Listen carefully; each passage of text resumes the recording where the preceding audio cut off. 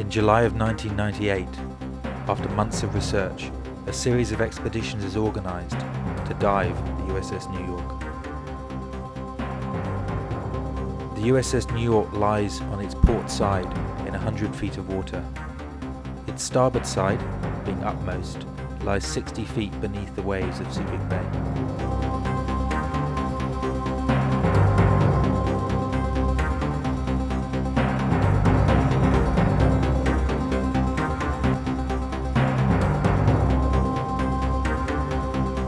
The dives the team would be making on the New York are termed technical dives.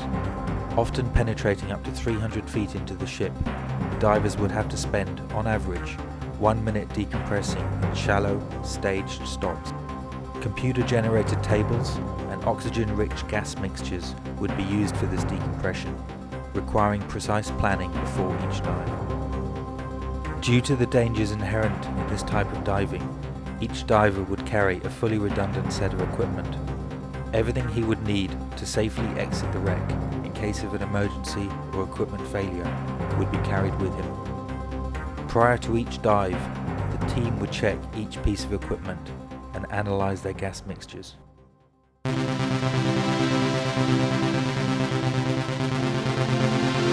On the first expedition, the divers set out to acclimatize themselves to the wreck and to ensure all equipment is functioning correctly.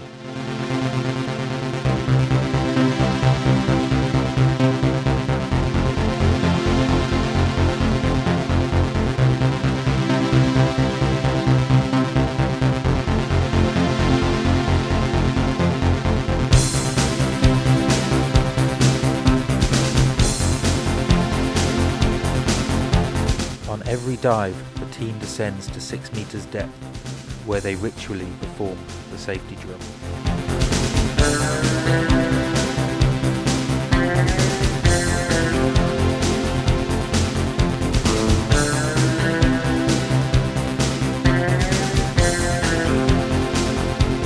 Every piece of equipment, every tank of gas is checked in the water to ensure it's functioning perfectly.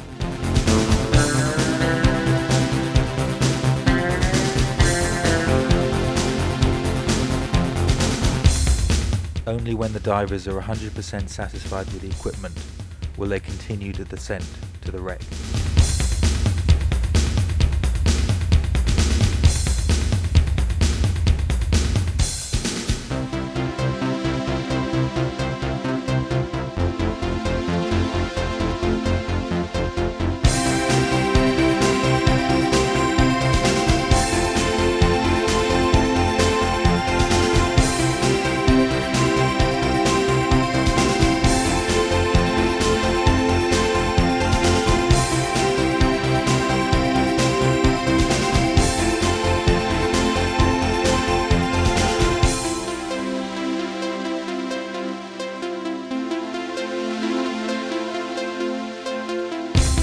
The divers find the wreck relatively intact, despite its 50 years immersion. An artificial reef has been formed, with the marine life of the bay taking advantage of the shelter and foundation.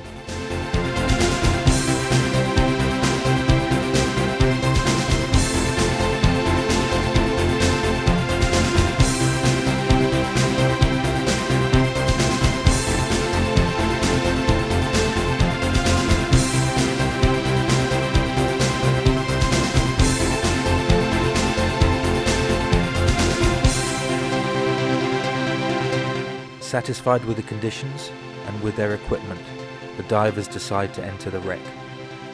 Initial entry will be via grills in the top deck under the stern gun turret.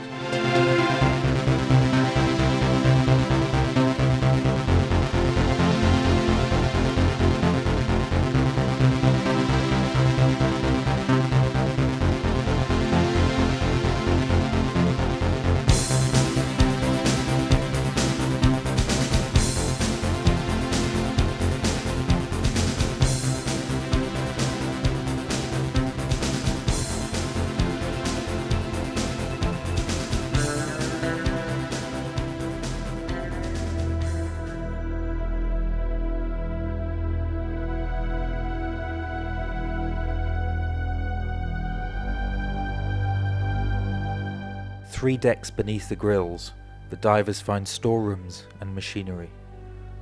A ghostly mist, formed of suspended silt particles, reminds the team of the divers that have died on this wreck in the past.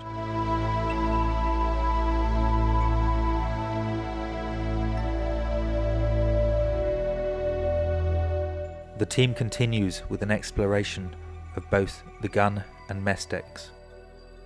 The gun deck is characterized by easy access through frequent gun slits.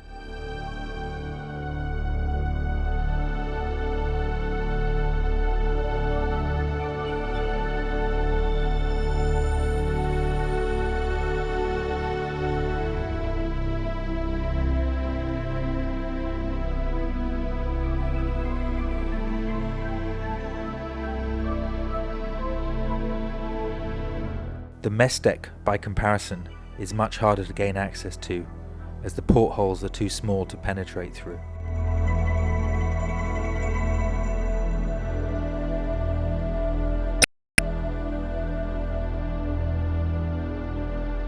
However, on the starboard side at the stern of the ship, the divers discover a square hatchway through which they can enter the mess deck and travel the entire length of the ship.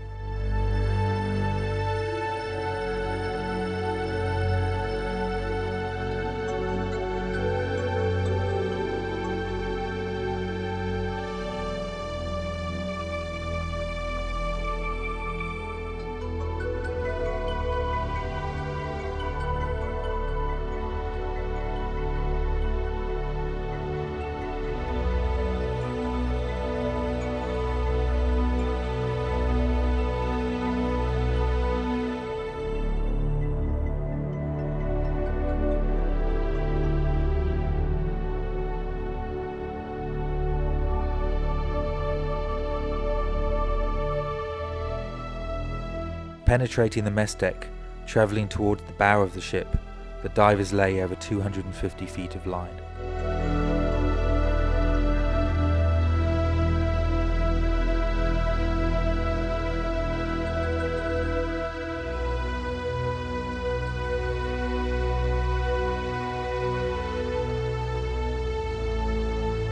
Squeezing through a restriction, they see lights in the distance, as they are reunited with pleasure divers at the bow.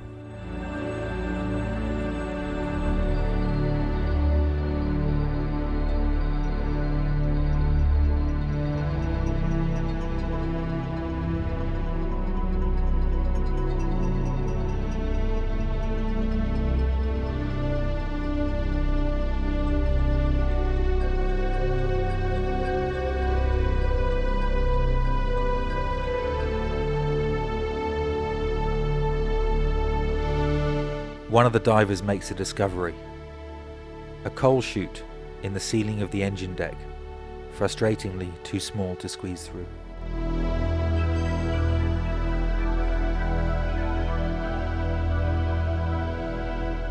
Allowable time in the wreck is up all too soon.